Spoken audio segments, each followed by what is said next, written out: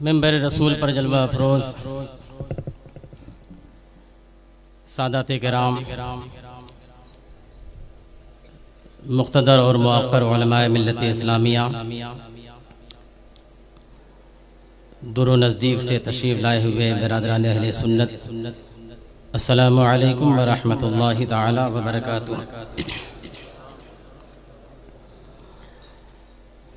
الحمد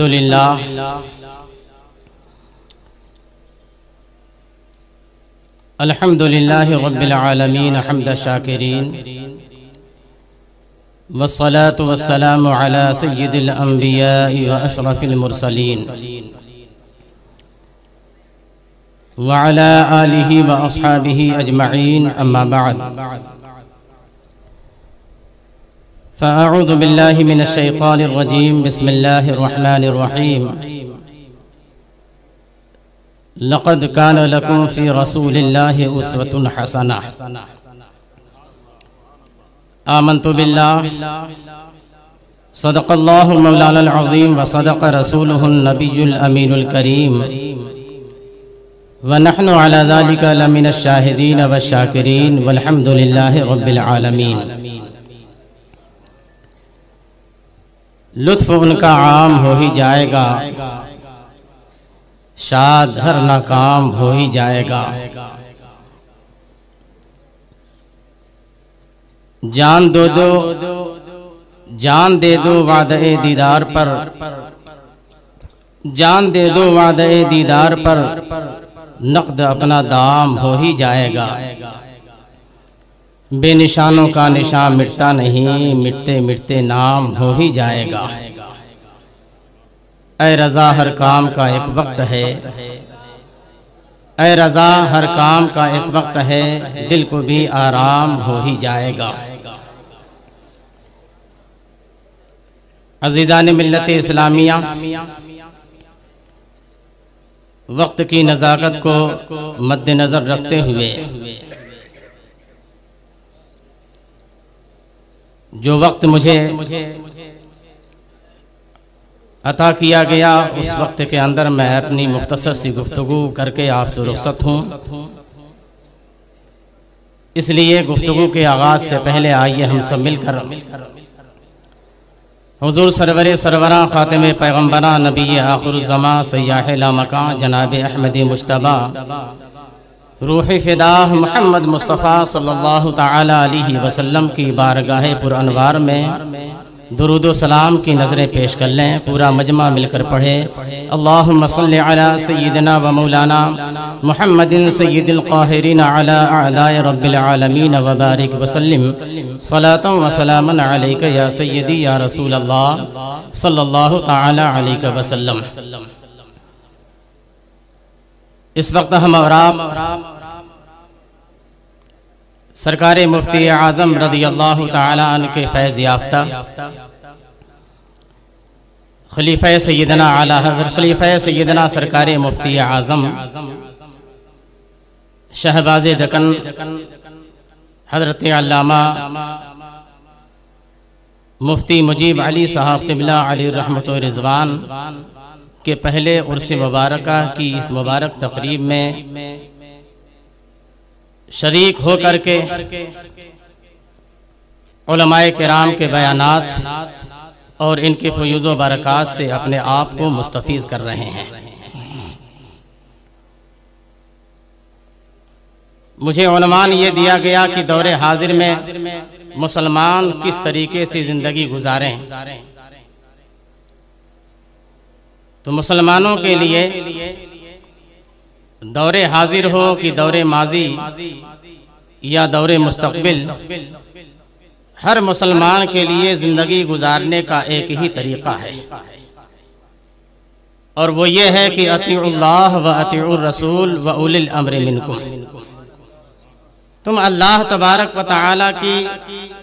اطاعت کرو، رسول کائنات صلی اللہ علیہ وسلم کی غلامی کرو، اور علماء کرام کا اتباع کرو۔ آج سے 1400 سال پہلے کا زمانہ رہا ہو، یا موجودہ زمانہ یا آنے والا زمانہ، اللہ تبارک و تعالی نے سارے مسلمانوں کے لیے زندگی گزارنے کا ایک ہی نسخہ ہم کو عطا فرمایا، اور وہ رب العالمین نے ارشاد فرمایا لقد کان لکم فی رسول اللہ اسوۃ حسنہ، رسول کائنات صلی اللہ تعالی علیہ وسلم کی زندگی میں تمہارے لیے بہترین نمونہ عمل ہے۔ آقا کریم صلی اللہ تعالی علیہ وسلم کی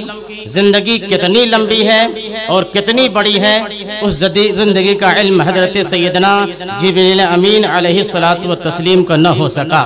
مگر اللہ کے رسول صلی اللہ علیہ وسلم کی جو ظاہری حیات مبارکہ ہے، آپ کے پیدائش مبارکہ سے آپ کے وفات مبارکہ تک یہ پورے 63 سال ہیں، اور اس 63 سال میں میرے آقا سرور کائنات صلی اللہ تعالی علیہ وسلم نے 40 سالہ زندگی گزارنے کے بعد اللہ تبارک و تعالی کے حکم سے اپنی نبوت و رسالت کا اعلان فرمایا اور اس کا اظہار فرمایا، یعنی اظہار نبوت کے بعد والی زندگی دیکھا جائے تو وہ ٹوٹل 23 سال کی زندگی ہوتی ہے، مگر آپ چاہے اعلان نبوت سے پہلے والی زندگی کو دیکھیں یا اعلان نبوت سے بعد والی کی زندگی کو دیکھیں، یہ پوری زندگی اللہ تبارک و تعالی نے صبح قیامت تک آنے والے مسلمانوں کے لیے نمونہ عمل بنا دیا ہے۔ اب میرے آقا سرور کائنات صلی اللہ تعالی علیہ وسلم کی زندگی میں دیکھیں تو اللہ تبارک و تعالی نے میرے آقا سرور کائنات صلی اللہ تعالی علیہ وسلم کو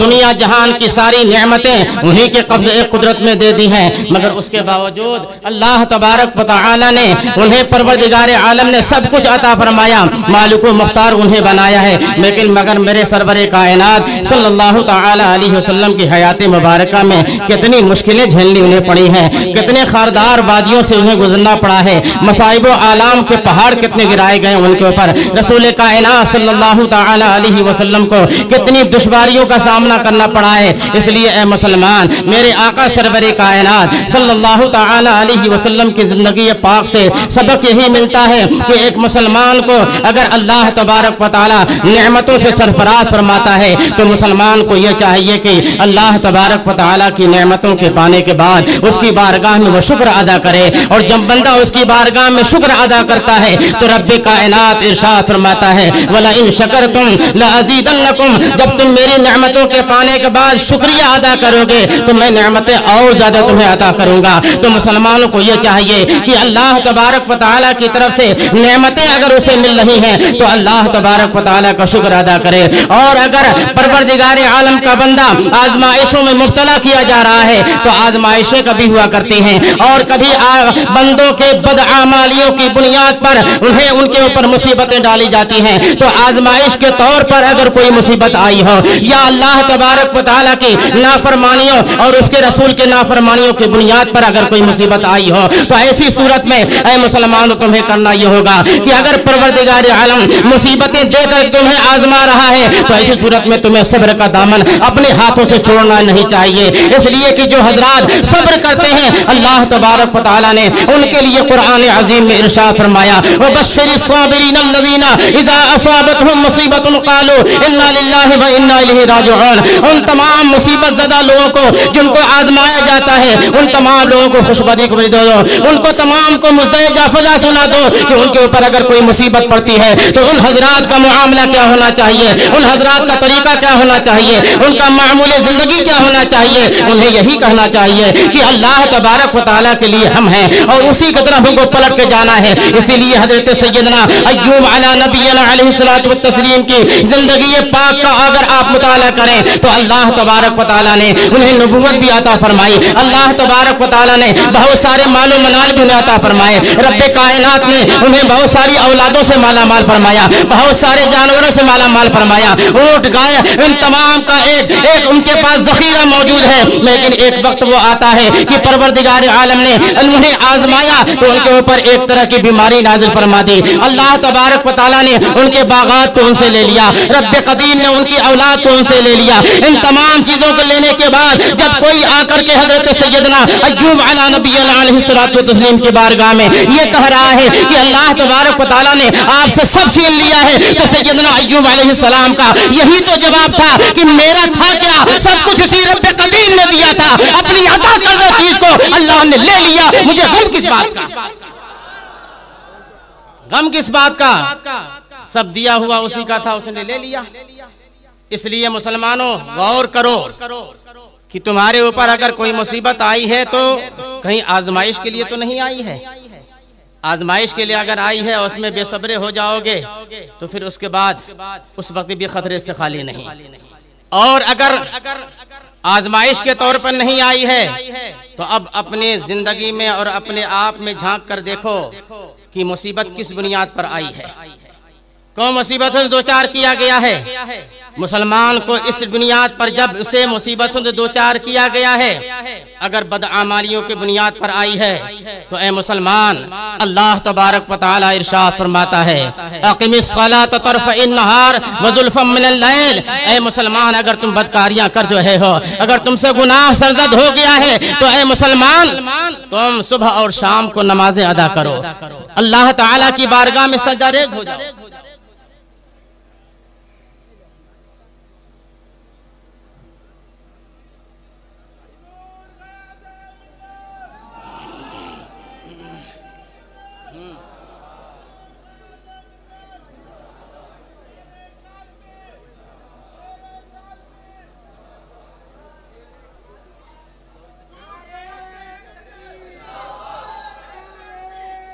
السلام علیکم۔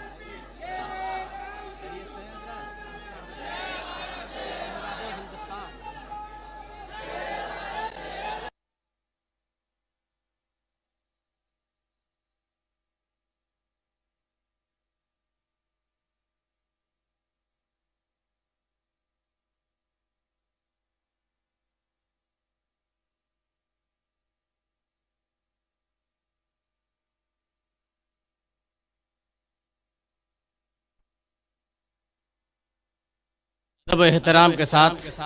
آپ حضرات تشریف رکھیں۔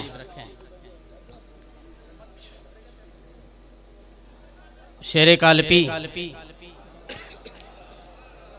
حضرت سیدی غیاث ملت مدد اللہ العالی کی آمد ہوئی، اور آپ سے پہلے مرکز اہل سنت بریلی شریف کے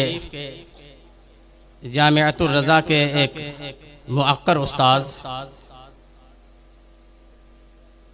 اس وقت جن کی خطابت کا طوطی بول رہا ہے پورے ہندوستان میں، صلح کلیت کی کمر کو جنہوں نے مروڑ کر کے رکھ دیا، اس وقت آمد ہو چکی ہے۔ اس لیے تھوڑی دیر اب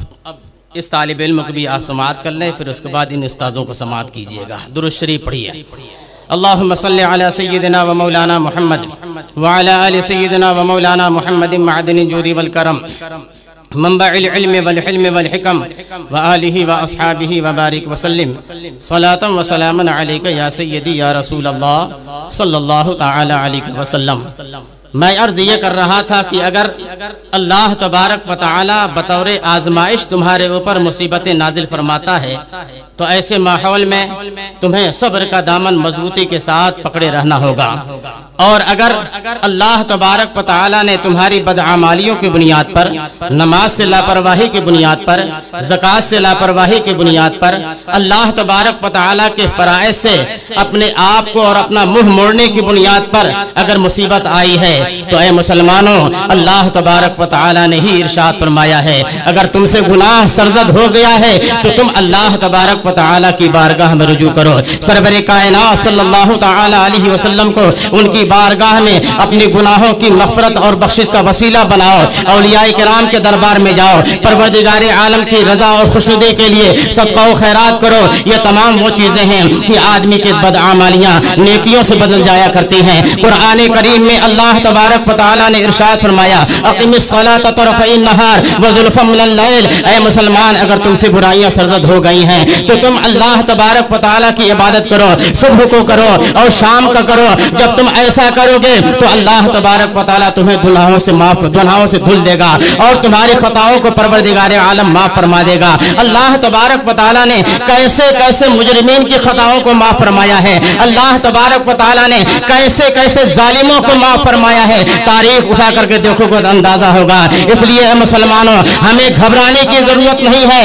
ہم نے اگر اپنے مضبوط ایمان کے ساتھ پروردگار عالم کی سچی بندگی کی ہے تو یہ مصیبتیں کوئی مصیبت نہیں ہے۔ اگر صحابہ کرام کی زندگی کو سامنے رکھو، حضرت سیدنا بلال حبشی، حضرت عمار ابن یاسر، حضرت سیدنا یاسر، حضرت صہیب رومی اور حضرت بلال حبشی، یہ تمام وہ حضرات ہیں کہ جنہوں ان لوگوں نے جتنی مصیبتیں برداشت کی ہیں، آج پورے دنیا کے لوگ مل کر کے کوئی مصیبت ڈال دی جائے تو شاید ان مصیبتوں کا عشر عشیر بن سکے۔ ایسی مصیبتیں جھیلنے کے بعد کوئی احاد کا نعرہ لگا رہا ہے، کوئی رسول کائنات صلی اللہ تعالیٰ علیہ وسلم کی محبت کا دم بھرتا جا رہا ہے، اور یہی وجہ ہے کہ وہ مصیبتیں مصیبت بن کے نہیں رہی ہیں بلکہ آگ کے انگاروں پر لٹایا گیا ہے۔ تو ان کا ایمان تو دندن نہ پھنسا، ان کا ایمان تو متزلزل نہ ہوا، مگر کفار و مشرکین کی جلائی ہوئی آگے بجھ گئی ہیں اور ان کا ایمان اسی طریقے سے تر و تازہ رہا ہے۔ اس لیے مسلمانوں اگر ان ایسے کچھ حالات ہمارے سامنے پیدا ہو گئے ہیں تو ہمیں ماضی کی تاریخ کا مطالعہ کرنا ہوگا،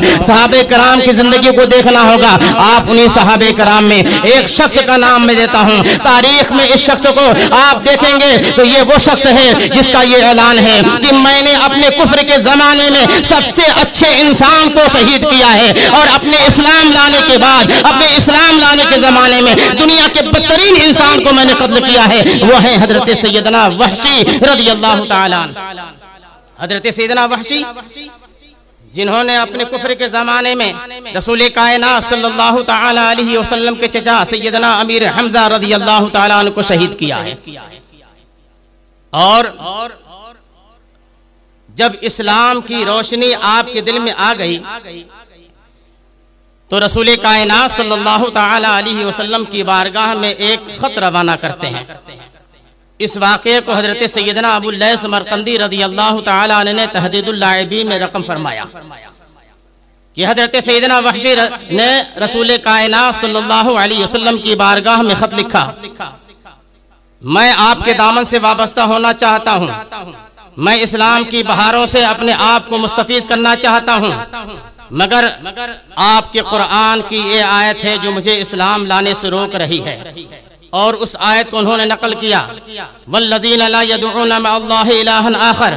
ولا يقتلون النفس التي حرم اللہ الا بالحق ولا يزنون ومن يفعل ذلك يلقى اثاما۔ وہ لوگ جو اللہ تبارک و تعالیٰ کا شرک نہیں ٹھہراتے، اللہ تبارک و تعالیٰ کی بارگاہ میں شرک نہیں کرتے، اور وہ لوگ جو ناحق کسی کو قتل نہیں کرتے، وہ لوگ جو بدکاریاں نہیں کرتے ہیں، جنہوں نے ایسا کیا ہے ان کو اس کی سزا دی جائے گی۔ یہ آیت کریمہ مجھے اسلام لانے سے روک رہی ہے، اس لیے کہ میں نے اللہ تبارک و تعالیٰ کا شرک بھی کیا ہے اور میں نے ناحق خون بھی کیا ہے، مجھ سے برائیاں بھی سرزد ہوئی ہیں۔ اس لیے جب یہ آیت کریمہ میں پڑھتا ہوں تو دامن اسلام میں آنے سے اور اسلام کی بہاروں کو لوٹنے سے یہ آیت دیوار بن رہی ہے، حائل بن رہی ہے۔ میرے آقا سرور کائنات صلی اللہ تعالیٰ علیہ وسلم کی بارگاہ میں جب یہ آپ کا مکتوب پہنچتا ہے، میرے آقا سرور کائنات صلی اللہ تعالیٰ علیہ وسلم جب اس مکتوب کو پڑھتے ہیں اور دیکھتے ہیں تو اللہ تبارک و تعالیٰ کی بارگاہ سے آیت نازل ہوتی ہے، الا من تاب وآمن وعمل صالحا فاولئک یبدل اللہ سیئاتہم حسنات۔ مگر وہ جو پروردگار عالم کی بارگاہ میں رجوع لایا، توبہ کر لیا، ایمان لایا اور عمل صالح کیا، یہ وہ لوگ ہیں کہ اللہ تبارک و تعالیٰ ان کے گناہوں اور ان کی برائیوں کو نیکیوں میں تبدیل فرما دیا کرتا ہے۔ یہ آیت کریمہ رسول اکرم صلی اللہ تعالیٰ علیہ وسلم वसल्लम ने हजरत वहशी के पास भेज दिया लिख करके। हजरत वहशी ने उस आयत करीमा को देखा और देखने के बाद फिर उसके बाद एक दूसरा लिखा रुका लिखते हैं कि या रसूल अल्लाह सल्लल्लाहु तआला अलैहि वसल्लम, मैं ये अर्ज कर रहा हूँ, वो रसूल गिरामी वक़ार सल्लल्लाहु अलैहि वसल्लम को मोहम्मद या मोहम्मद बिन अब्दुल्लाह से खिताब कर रहे हैं। लिखते हैं कि इस आयत करीमा में ये बात लिखी गई है, ईमान लाया, रुजू लाया अल्लाह तबारक व तआला की तरफ और अमल साले किया। मैं ईमान तो ले आया, अगर मुझसे अमल साले ना हो सका,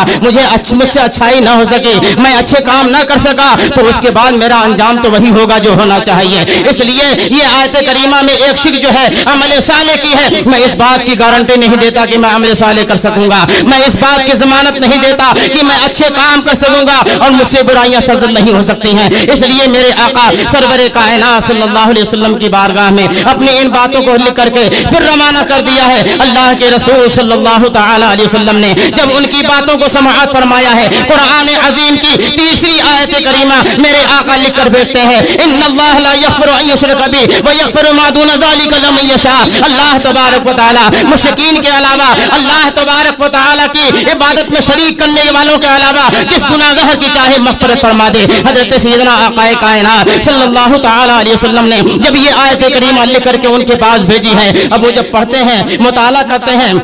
वो अरबी है इसलिए अच्छी तरीके से वो अरबी को जान रहे थे। ये देखने के बाद उन्होंने कहा कि बेशक परवरदिगार आलम जो है वो शिरकों को छोड़ करके तमाम गुनाहगारों की मग़फ़िरत फरमा देगा, लेकिन लिमन यशा का इसमें लफ्ज़ मौजूद है। परवरदिगार आलम अगर न चाहे तो मैं बख्शिश से महरूम हो जाऊंगा, अगर परवरदिगार आलम की मशीयत न हुई तो मैं बख्शा न जाऊंगा। इसलिए यहाँ मशीयत का लफ्ज़ भी अभी मेरे लिए रुकावट बन रहा है। ये भी लिख करके उन्होंने रसूल कायनात दो आलम के मालिक व मुख्तार जनाब मोहम्मद रसूलुल्लाह सल्लल्लाहु तआला अलैहि वसल्लम के दरबार गुहरमा में भेज दिया। अब मेरे आका ने जब उनके इन जुमलों को इर्श देखा है और नजरों से जब वो जुमला गुजरा है, अब आकाए करीम सल्लल्लाहु तआला अलैहि वसल्लम चौथी आयत करीमा लिख करके उनके पास भेजते हैं, कुल या इबादिल्लज़ीना असरफू ला तक़नतू मिन रहमतिल्लाह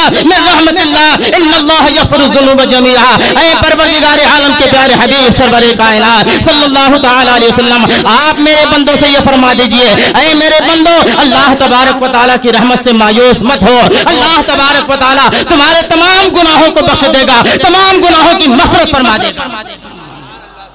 इस तरीके से हजरत वहशी रसूल कायनात सल्लल्लाहु तआला अलैहि वसल्लम के कदमों में आकर के इस्लाम की दौलत से माला माल होते हैं। मुसलमानों, वो काफिर थे और उन्होंने कुफ्र से पहले ऐसा अमल किया, कुफ्र के जमाने में ऐसा अमल किया कि उन्होंने सैयदना अमीर हमजा रज़ियल्लाहु तआला अन्हु को शहीद किया। इस्लाम लाने के बाद भी मेरे आका सरवरे कायनात सल्लल्लाहु तआला अलैहि वसल्लम का मामला ये कि दामन इस्लाम में उन्हें ले लिया, दामन इस्लाम से वाबस्ता हो गए, आगोश रहमत में ले लिया, लेकिन उसके बावजूद भी मेरे आका ने यह फरमाया, वहशी तुम मेरे सामने ना आया करो, इसलिए कि जब तुम सामने आते हो तो मेरे चचा जान की सूरत मेरे सामने आ जाया करती है। मगर सोचो तो जरा, हजरत वहशी ने यह काम किया, मगर जब परवरदिगार आलम की बारगाह में रुजू लाए हैं, जब परवरदिगार आलम की बारगाह में तौबा किया और दामन इस्लाम से वाबस्ता हो गए, तो दामन इस्लाम से वाबस्ता होने के बाद अब उनकी दिल की दुनिया भी बदली है और उनका अंजाम भी बदल गया है। कहाँ वो पहले जहन्नम में जाने वाला काम कर रहे थे, अब सीधे उनके लिए जन्नत इस्तकबाल के लिए खड़ी हुई है। इसलिए मुसलमानों, अब अपने आप का जायजा लो कि आज अगर तुम सताए जा रहे हो, आज अगर तुम मारे जा रहे हो, आज तुम्हारी जिंदगी को तंग किया जा रहा है, आज बहुत कुछ सारे हमले हमारे मामूलात पर किए जा रहे हैं, ये सारी चीजें अगर हो रही हैं, जरा हम अपने आप का जायजा लें, अपने कुर्बो जवान का जायजा लें, अपनी फैमिली का जायजा लें और अपने आप का जायजा लें। कहीं ऐसा तो नहीं है कि हम बद मजहबों से रिश्तेदारियां कर रहे हैं, कहीं ऐसा तो नहीं है हम बद मजहबों से दोस्तियां कर रहे हैं, कहीं ऐसा तो नहीं है हम सलेह कुल्ली बन करके काम कर रहे हैं। ये वो तमाम चीजें हैं जो परवरदिगार आलम के गजब होने को बहुत काफी है। इसलिए मुहाफिज़े मसलक आला हजरत और तहफ़्फ़ुज़े मसलक आला हजरत का जलसा करने के लिए सबसे पहली चीज ये है कि ऐ मुसलमान, मेरे आका सरवरे कायनात सल्लल्लाहु तआला अलैहि वसल्लम ने जिन लोगों से दूर रहने का हुक्म फरमाया है, उनसे तुम्हें अपने आप को दूर रखना होगा, वरना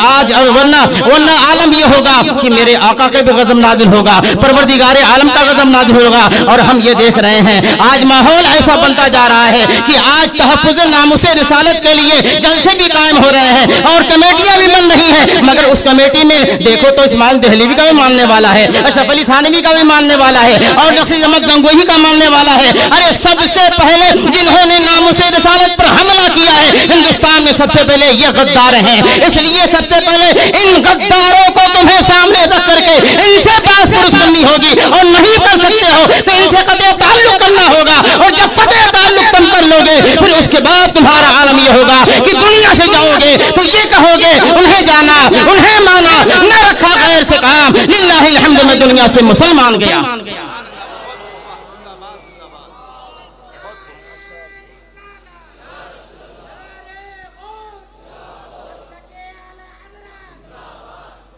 ویسے بھی ہم مسلمان ہیں،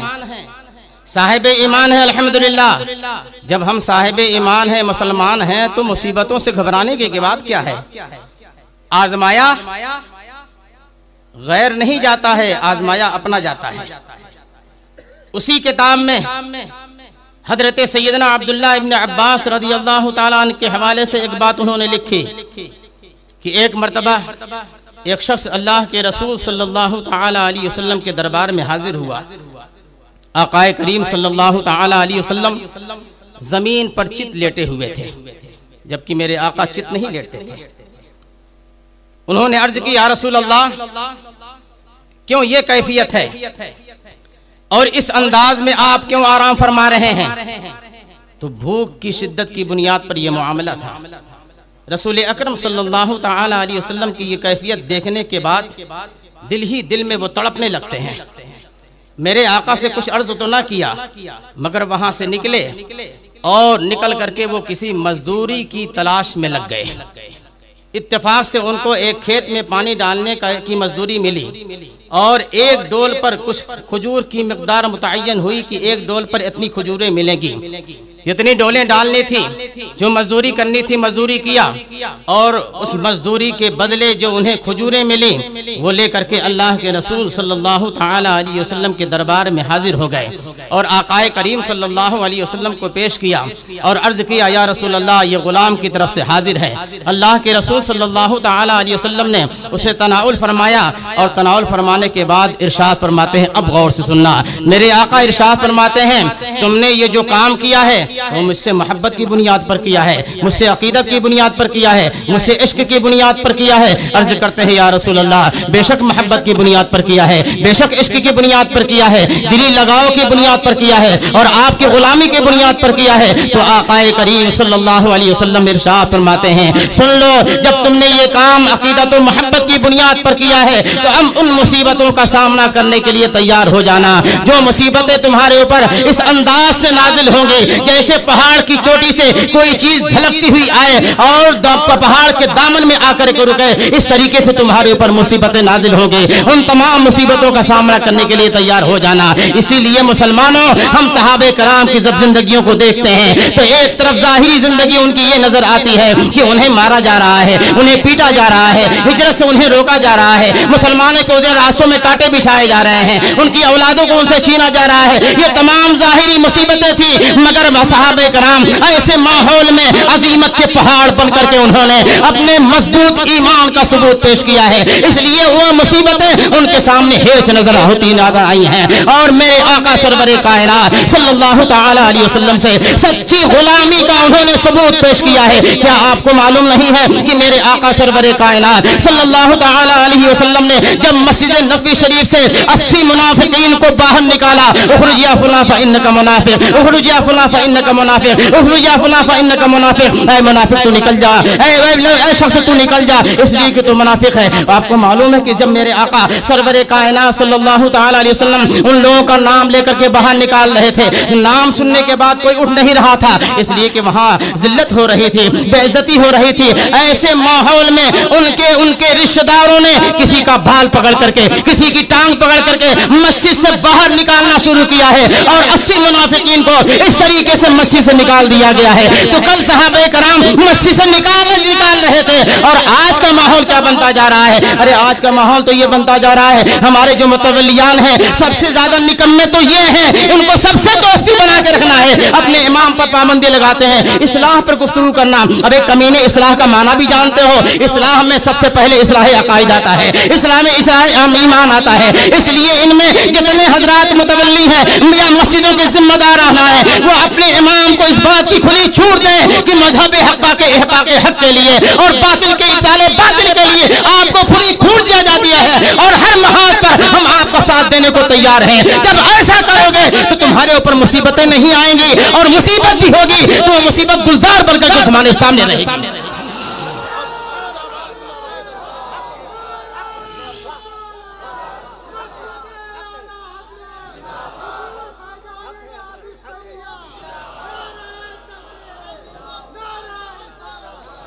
اپنی ذمہ داری کا احساس کرو اور ذمہ داری کو سمجھو. میرے آقا سرور کائنات صلی اللہ تعالی علیہ وسلم نے ہر ایک کو ذمہ دار بنایا ہے. آقا کرام کریم کا صلی اللہ علیہ وسلم کا فرمان تم نے نہیں سنا, کلکم راعن وکلکم مسئول عن رعیتی, تم میں کا ہر ایک ذمہ دار ہے اور ایک سے ذمہ داری کے بارے میں پوچھا جائے گا. باپ اپنے بیٹوں کا ذمہ دار ہے, تربیت کیسی کی ہے, اولاد پیدا کیا ہے, پڑھایا کہاں پہ ہے, لکھایا کہاں پہ ہے, دوستی کر رہا تھا تو اس پر نگاہ رکھی تھی کہ نہیں رکھی تھی, بیٹے کو آزاد چھوڑ دیا تھا یا بچے کی نگہداشت کر رہا تھا. یہ ہر ایک کی ذمہ داری ہے, اور جب ہر ایک کا ذمہ دار اپنے اپنے گھر کی ذمہ داری کو نبھائے گا تو تم بتاؤ کہ پھر اس کے بعد مسلک اعلیٰ حضرت کا کہ باغ و بہار ہر گھر میں نظر آئے گی کہ نظر نہیں آئے گی. مگر آج کا ماحول عجیب ہوتا جا رہا ہے. مگر میں یہ کہوں گا کہ جو کچھ بھی ہوتا جا رہا ہے ہم دوسرے کو یا حکومت وقت کو ذمہ دار بعد میں ٹھہرائیں گے, اپنے اعمال کا جائزہ پہلے لیں گے. اگر ہم نے اپنے اعمال کا جائزہ لے کر کے اپنے برے اعمال کو سدھار لیا ہے, نیکیوں کے راستے پر لگ گئے ہیں, تو اس کے بعد معاملہ یہ ہوگا کہ ایک چیز اللہ تبارک و تعالی اہل ایمان کو عطا فرماتا ہے, اور وہ چیز ہے رعب اور دبدبا. جب یہ چیز کب پیدا ہوگی, جب تمہارے اعمال صحیح ہو جائیں گے, تمہارا ایمان مضبوط ہوگا, تو اللہ تبارک و تعالی تمہارے اندر وہ رعب اور جذبہ اور وہ دبدبا پیدا فرما دے گا کہ غیر تمہارا بگاڑنا بھی چاہے گا تو تمہارے رعب کی وجہ سے تم سے قریب نہیں آ سکتا ہے, تمہارے رعب کی وجہ سے وہ تمہارے نزدیک نہیں آ سکتا ہے. اس لیے مسلمانوں اپنے اندر وہ جذبہ پیدا کرو جو صحابہ کرام کے اندر تھا, وہ پیدا نہیں ہو سکتا ہے تو اللہ تعالیٰ کی بارگاہ میں دعا کرو, اے پروردگار عالم جو ان کا نقش قدم ہے اس نقش قدم پر ہمیں قائم رکھ, اور وہ تمام چیزیں آج پانے کے لیے یہ ضروری ہے کہ مسلک اعلیٰ حضرت پر مضبوطی کے ساتھ قائم رہو. مسلک اعلیٰ حضرت پر قائم رہو گے تو وہابیت سے دور رہو گے, نجدیت سے دور رہو گے, رافضیت سے دور رہو گے, سلح کلیت سے دور رہو گے, اور تمہارا وہ معاملہ ہوگا کہ ہم نے الحمدللہ رب العالمین اپنے پورے مرشد حضور تاج الشریعہ کو بھی دیکھا ہے, اور میں حضور محدث کبیر کو بھی دیکھتا ہوں کہ اللہ تبارک و تعالیٰ نے ان لوگوں کے اندر کیسا رعب اور دبدبا پیدا فرمایا ہے کہ باہر کے سفر میں ہم یہ دیکھ رہے ہیں کہ کہیں پہ سختیاں ہوتی ہیں, کہیں امیگریشن کا معاملہ ہوتا ہے, کہیں سیکورٹی کا معاملہ ہوتا ہے, دوسروں کے ساتھ سختی کی جا رہی ہے, مگر یہ حضرات جب پہنچتے ہیں تو سختی تو دور کی بات ہے, وہ آفیسر کھڑے ہو کر کے سلامی پیش کرتا نظر آتا ہے.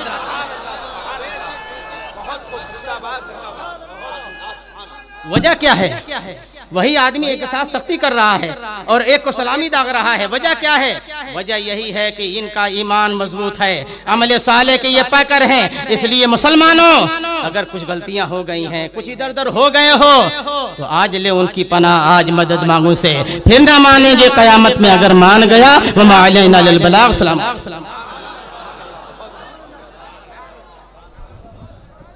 ہمارے YouTube چینل حقیقی سنی دلیر قادری کو سبسکرائب کریں اور بیل آئیکن پر کلک کریں.